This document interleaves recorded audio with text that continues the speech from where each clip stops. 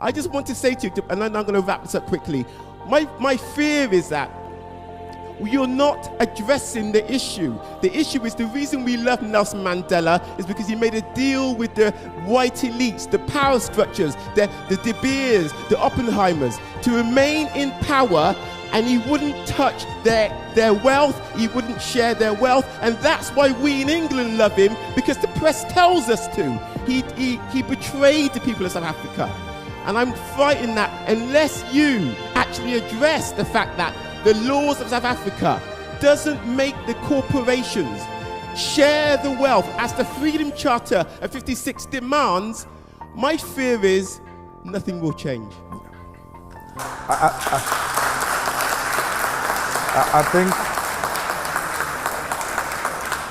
I think you captured it very well. There's no any better explanation than the explanation you have given.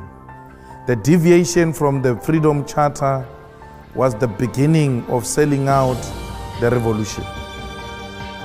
But why did Nelson Mandela sell out the Freedom Charter? When Nelson Mandela returned from prison, he got separated with Winnie Mandela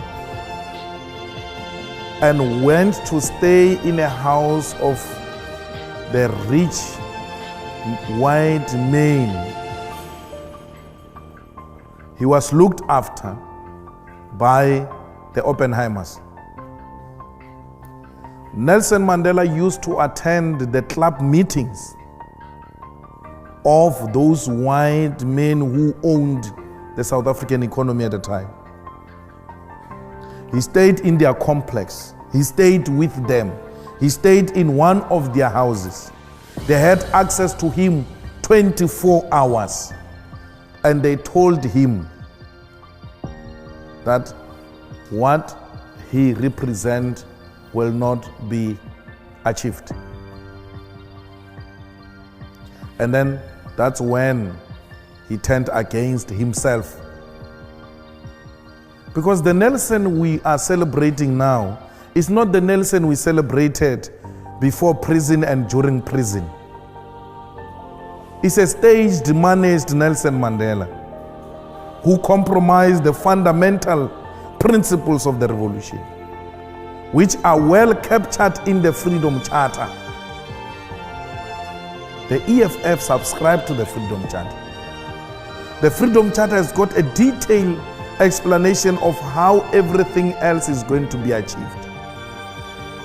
The Freedom Charter is the Bible of the South African Revolution.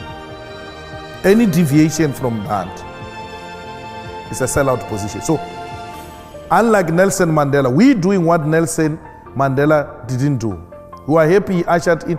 We normally don't use those phrases like Mandela sold out. And we are being too harsh, man. He was too old, he was tired. So he had to give in on some of the things. So he left it to us. We have to take it up where Madiba left it. And that's why Madiba said the struggle is not over. Madiba knew that there is an element of economic freedom that must be ushered in to complete the revolution. Madiba knew that political freedom is incomplete without economic freedom. So I wouldn't sit here and say Nelson sold out. I will say Nelson took us to a particular extent and then left it there for us to take it over. And we are here now.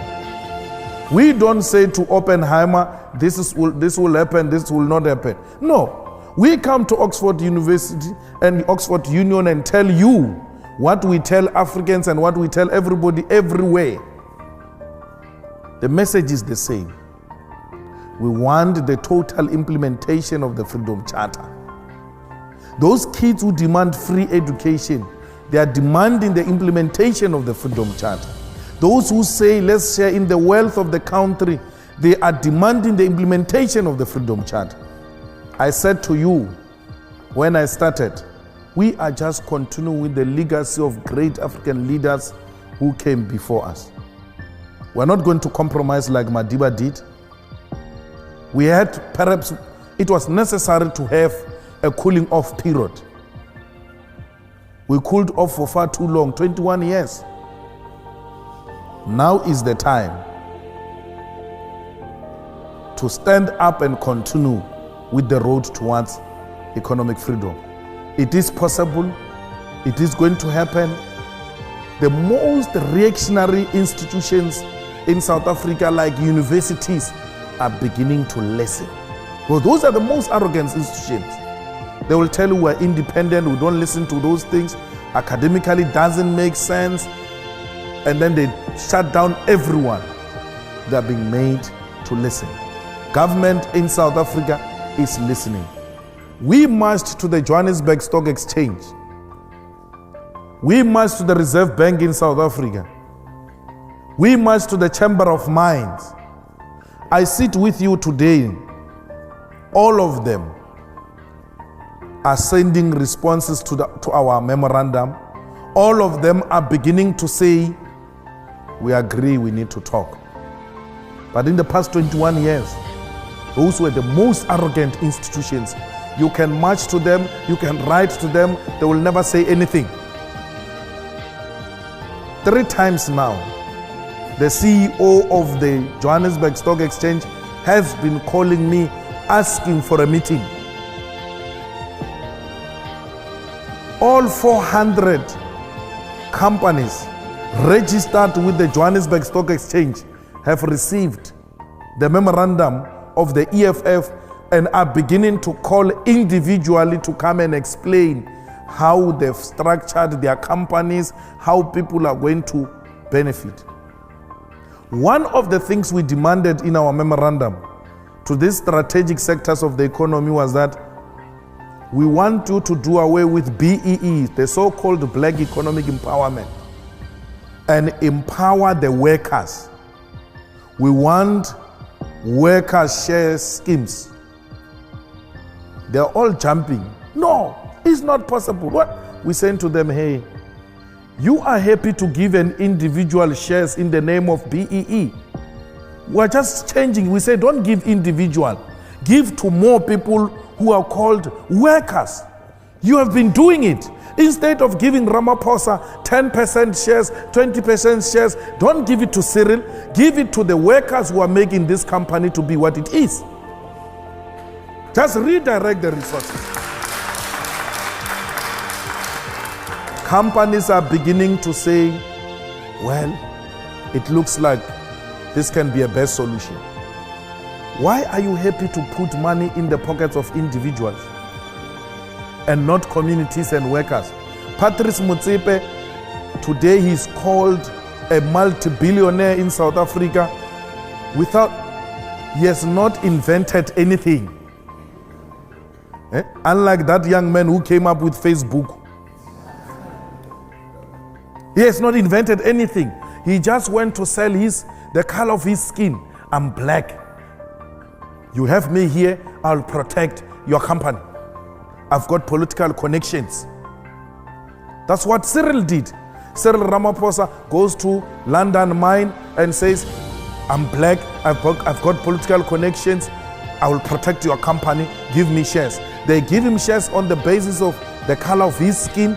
The company gets into trouble with workers. The chairman of London Mine calls him from here in London.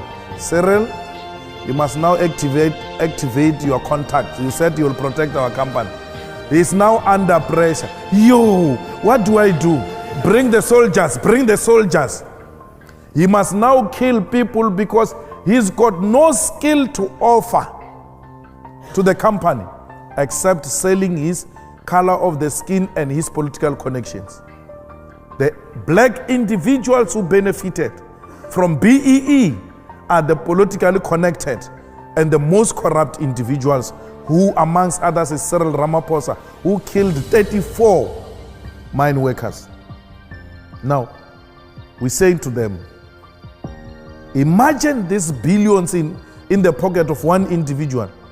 If those billions were shared amongst workers, you increase the buying power. And once you increase the buying power, then you have increased demand. There must be doubling of production. You can't double production with the same staff complement. You have to hire more. That will lead